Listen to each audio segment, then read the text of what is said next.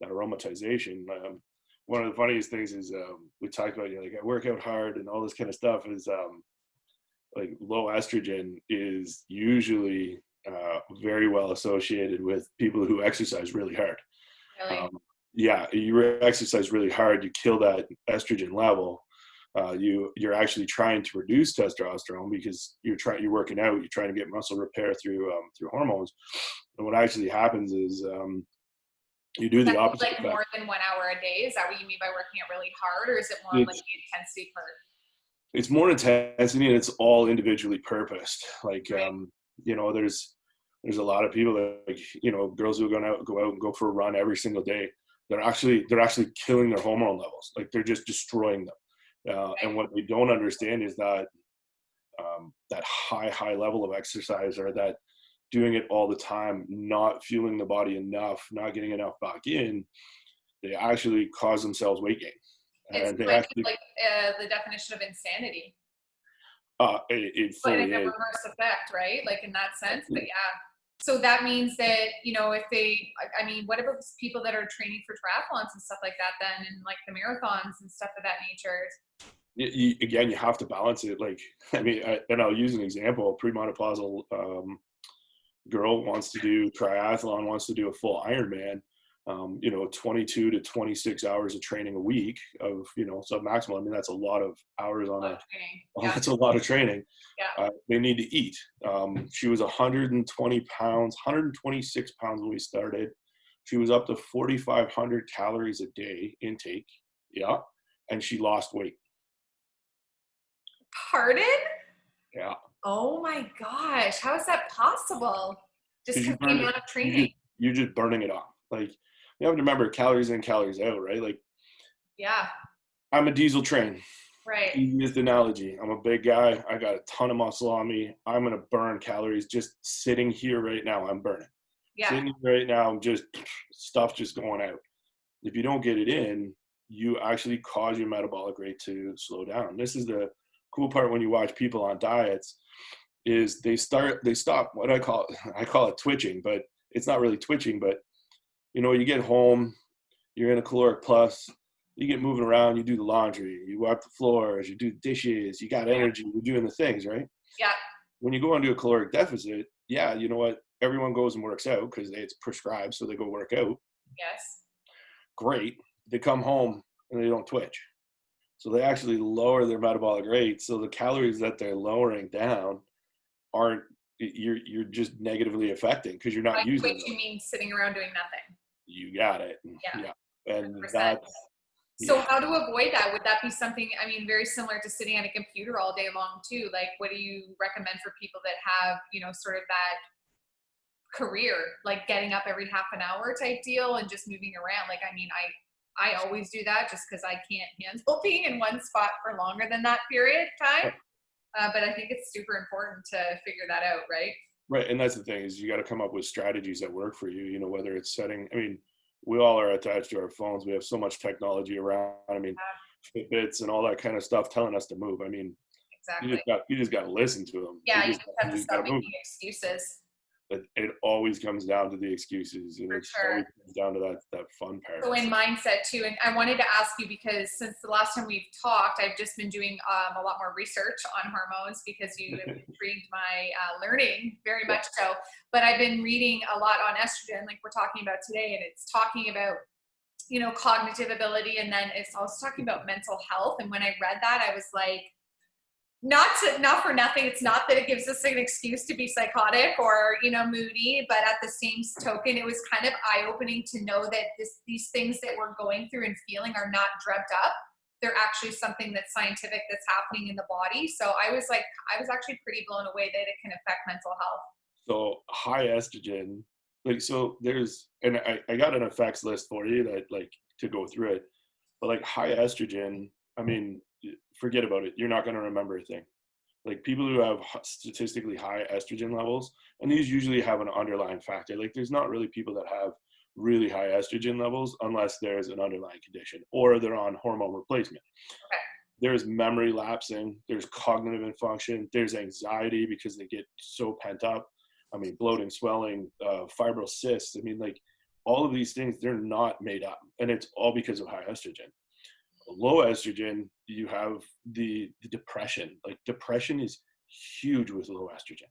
Okay. Fatigue, depression, insomnia, concentration issues. These are all like, when anyone ever tells me, Matt, I just feel like somebody took the wind right out of my sails. I got no get up and go. I can't sleep. I'm chronically tired. I can't concentrate at work. I'm like, yep, Low estrogen. you got some low estrogen. And usually, like with me, usually it's people who exercise the shit out of themselves. Right. And they're crushing their hormone levels because they're trying to work out too hard and not eat well enough. And that's the thing, is you can't escape that diet. And like cherry on the top, if you will, when it comes to mental health, because then they're doing this like cycle of like real high intensity exercises. Why is nothing changing? The hormones are going all out of balance and they're gaining weight. They're feeling shitty. They have no energy, and they're like, what the heck? And they give up. Yeah. Or they become even more obsessed with the process. You got it. And that's the thing, is they become so super involved, and then it develops into those eating disorders. I mean, yes. And the eating disorder just keeps promoting the low estrogen. Every eating disorder out there kills estrogen. There's not one that doesn't.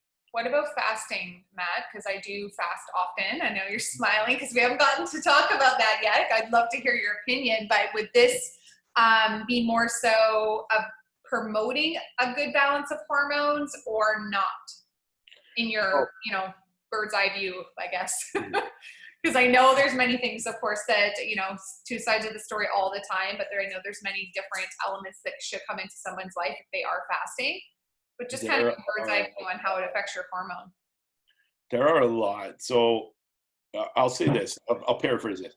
I'll start with this. There are a lot of schools of thought on fasting. There's a ton. Yep. And a lot of the research points back to when we were first walking this earth. Yes, we fasted. Yes, we didn't have food at our disposal all of the time, all of this stuff. However, we were grazers. We ate consistently. We would eat grasses. We would eat greens. We would eat fruit. We would eat whatever was there.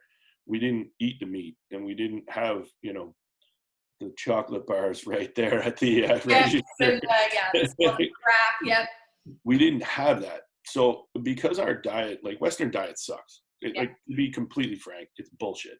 Yeah. The way we've been taught, the way that our government recommends, all that shit, it's garbage. It is absolute horseshit. We need to graze. We need to graze. Everyone needs to graze. If they understand grazing, that's what causes regulation. Regulation is from consistent in, consistent out, consistent movement. That's the way our human body was made, and then it was made to rest. Okay. It's not made for these ups and downs. So our days now go from, okay, I wake up, I'll fast or whatever. I get into work. I work until 5 o'clock, and then at 5 o'clock, I go out for a run, and then I have my chicken and salad, and then I sit on my ass for the rest of the night before I go to bed, and I watch TV. Yeah. You've gone through 3 transitional phases: 1, sleeping, resting; 1, high output to complete low output before you go into resting.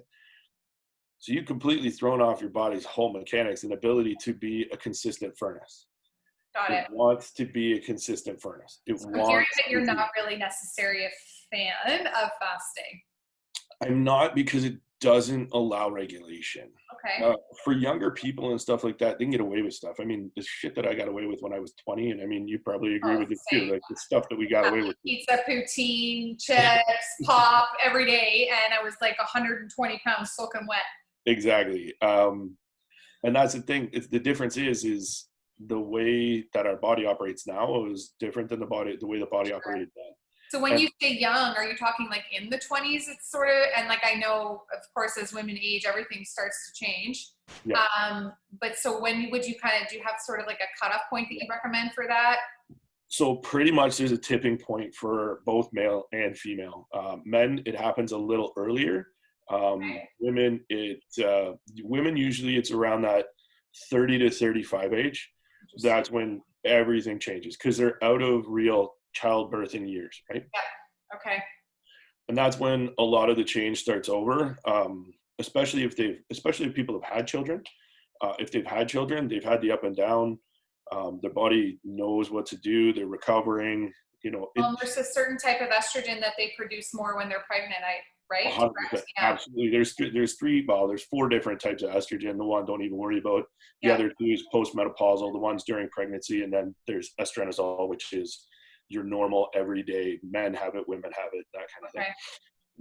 When you're pregnant, you produce a massive amount of LH, prolactin, FSS. Like there's so many hormones that just go out the yin yang. The thing that women don't understand is it takes almost a year of good health to recover from a pregnancy. Pregnancy for It, sure. it's not And then like, you're getting oh, I pregnant popped out a again. baby and I'm ready to go. Yeah, I know. And so many women even struggle with that now. And a lot of the times, I mean, my biggest question is, so, I haven't been able to lose the baby weight. Well, how old's your baby? And they're like 5 years old. Then it's a little different story, right? That just means they haven't been practicing the right sort of get back into the momentum, for 5 years. No, and Their that's whole life has changed too. oh, absolutely. It's a lifestyle change. It's a life-changing event. The sleep, all of that kind of stuff goes out the window. Yeah. I mean, you have to start to nap instead of go for long sleeps. You have to learn how to regulate your body. You have to learn how to eat. And most women, once they give birth, they don't eat. They feed their baby, they do the things, and they wear themselves right into the ground. They Yeah. drop their estrogen levels out through the yin yang, which should help them recover. So they're just not recovering. So let's take, for example, someone's had a baby and their estrogen is all over the place. They start to gain weight in the hips and their metabolism slows down. Is that accurate with the Oh drop in God, estrogen? yes. Okay. So don't take weight gain in hips and abdomen and all this kind of stuff. Literally. Yes, there are places that women gain, based on certain issues and stuff like that. Galactonemia, that kind of stuff. Usually they get the male type fat growth where it's around their belly and in their arms. Then there's the standardized women gain where, it's the hips and the butt and, the cellulite and all those things. Just all those pleasant things. Yeah. All those pleasant things. Just love that. Absolutely. And again, too, if you look at it, it's the water retention from the estrogen spiking, and then it's the lowered metabolic rate that causes that to happen. And the only place to store it is within the tissue. So the tissue swells, and that's what causes your cellulite type depositing, right? And that's where your massage, your foam rolling and stuff like that for cellulite is so super important, because it actually breaks the tissue down and allows the water to move. Amazing.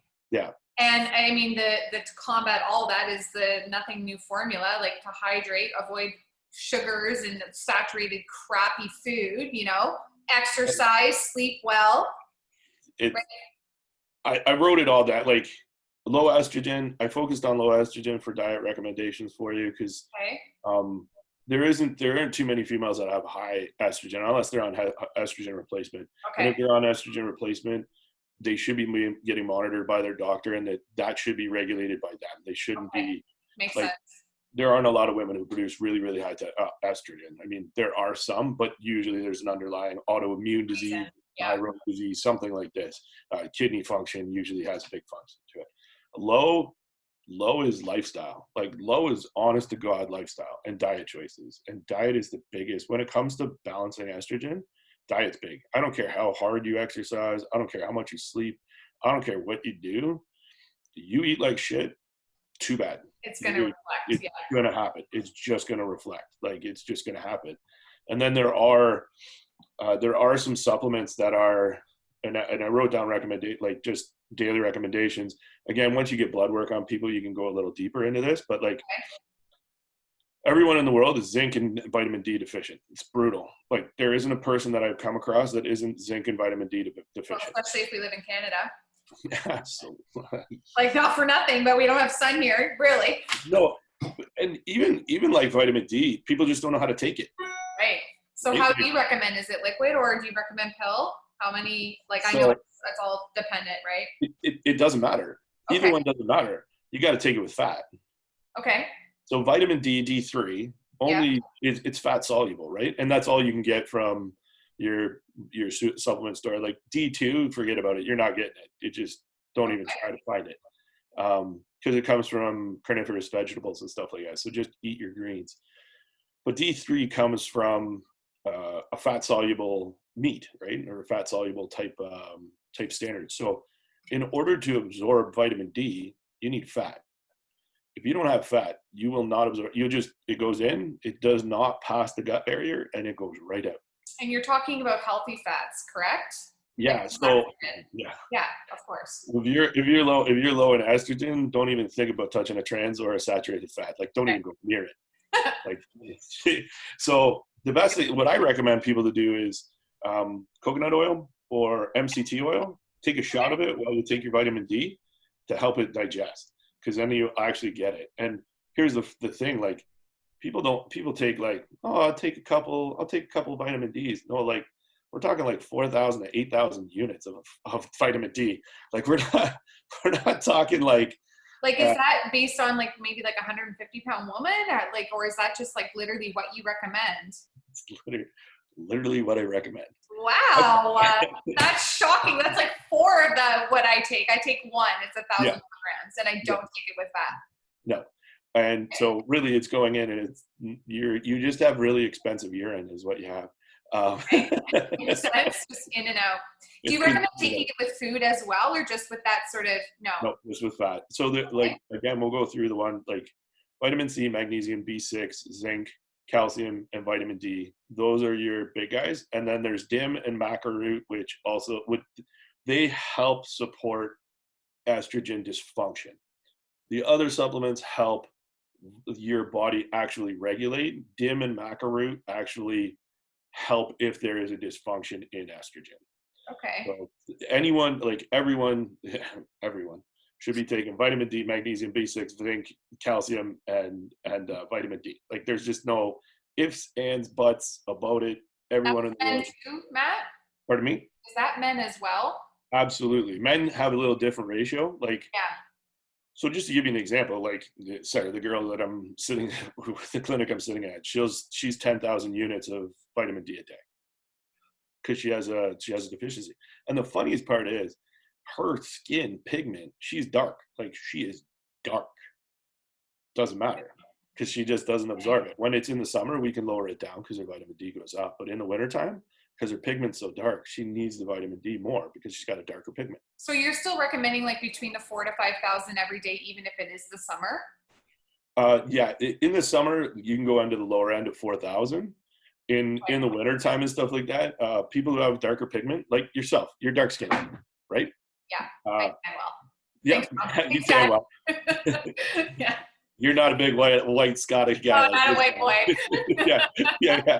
You don't have 2 colors of white and red. I got white that. and red. I don't have that. It's just brown or brown. Exactly. So in the summertime, you're going to absorb a lot of sun. So your vitamin D level is great. And you probably feel it when you're in a sunny place, or when you're in the summer, you probably feel 10 times better. This is why I don't want to live in this country, Matt. Right. That's for a whole different podcast. That's a whole different podcast. But in the winter, that's where you're going to have to go up really, really high because your absorption rate's so high. So in the summer, you're probably getting 10, 20,000 units just from the sun, just from being outside. Yeah. Whereas you go into the winter, you got nothing. 0. So you got 0. So you're going to go from 20,000 units to 0. Like 0. So are you recommending the all 4,000 at once with the fat? Okay. The easiest way to do it. Okay. And then zinc, like, again, are you just talking pill form for any of this? Is any of it like liquid or? So zinc is an issue because zinc causes upset tummies. So most people, when they start to take zinc, they'll take it first thing in the morning on an empty stomach. Problem is they get a nauseated, bad, yucky reaction from it, right? Okay. So you have to watch how you take your zinc. The easiest way to take your zinc and your magnesium and your B6 is all in one in a ZMA formula that you take at bed. It'll actually help you sleep. Interesting. Yeah, and it doesn't cause that tummy upset because B6 actually acts as a buffer for the zinc to slow its digestion down, so it doesn't get that yucky, pukey feeling that you get. Got it. So zinc, magnesium, and B6 all taken at night, basically in the same formula, which we'll of course link on this for sure.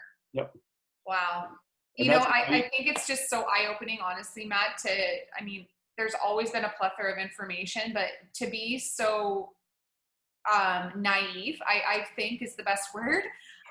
towards like hormones and like how we really do need to start balancing them. And I know it's like a different, puzzle, I guess, for everybody. But at the same token, some of these things need to be, really taken seriously, because I feel even with the whole mental health or just feeling like better about yourself is worth it. It is the most not talked about important thing that is out there. God, that's maddening. Like, Like it's maddening. it, And on your recommendation, I went and got these hormones tested and I posted about it in my group, and everyone's like, what are you doing? Like, they didn't even know that it was a possibility to get these things tested. nope. So The naivety out there, it's funny. And like estrogen and testosterone control pretty much every function that happens in the human body. Like they just dictate it. They turn genes on, they turn cellular reception on, they turn all of this stuff on and off. Why aren't we doing anything about it? Like, that's the thing, is why are we neglecting this the most? And if people understood what they're doing when you go out and listen, I mean, I like it too. I love to grab a bag of smart food and crush the damn thing. But, oh Lord. but you have to realize that you can do that maybe 2 to 3% of the time before you have a massive effect on your body. And in knowing that you're going to have an effect on your body is do something that counteracts that effect on your body right after you've done it. So if you're going to eat a bag of smart food, don't go to bed. Right. Go get your metabolism kicked on so it can digest it and move it around. Go for a little walk, or go for a walk, just around or whatever. Go walk up and down your stairs, or hey, exercise is a great way to get through this. There you go. It's bedtime. It's bedtime. Might as well get it done. And two, like, that's your biggest thing with your estrogen swings, is you have that low sexual function. And if girls understood that, and this is the thing, like, guys have always been told it's okay, whatever. Girls have already been, no, you don't do that. Girls don't. No, girls should be doing that shit. Right. Whether with somebody or by themselves, you need to get that stuff done, because that's what's going to cause all the good stuff in your body. For sure. Honestly, my mind is blown. Yeah. And I almost feel like this is sort of the direction that I need to go in, because this is so enlightening to me. And I feel like so many women struggle with these things in their life and they don't know where to go. And they just think it's like calories in, calories out, work out or don't work out. And it's just honestly not even the tip of the iceberg with the hormone type deal. So I feel, already have learned so much over 2 simple, podcasts, Matt. Yeah. And as always, I thank you. We should definitely do another one. Absolutely. I think 100%. So too. And then, I will definitely, if you're into it, what I'd like to do is actually share my results with my hormones with you on a podcast. And then you can let me know what I've done well and what I've not done well and how I can help fix it, because we can definitely go through it. We can educate other people. And I mean, theirs might not be the same as mine, but like you're saying, a lot of women suffer from low estrogen. So I think we can have an ability to help them. Absolutely. I'm going to get these vitamins, of course, that you're recommending for sure. Perfect. Yeah. Thank you so much again for today, Matt. Yeah, like the dosages and stuff, I mean, they vary for everyone. Okay. And again, just, don't take the high end of things, work yourself up, titrate yourself up, see your standards. I mean, those things really help. And again, too, if you do have estrogen issues, make sure you do your research on where your supplements and stuff are coming from. Don't just go and grab off the shelf. Make sure that you're grabbing this or that. Don't do your due diligence. Take the recommendation, my friend, because we need it. Yeah, perfect. Thanks again, Matt. No worries. Cheers, Gareth. Bye.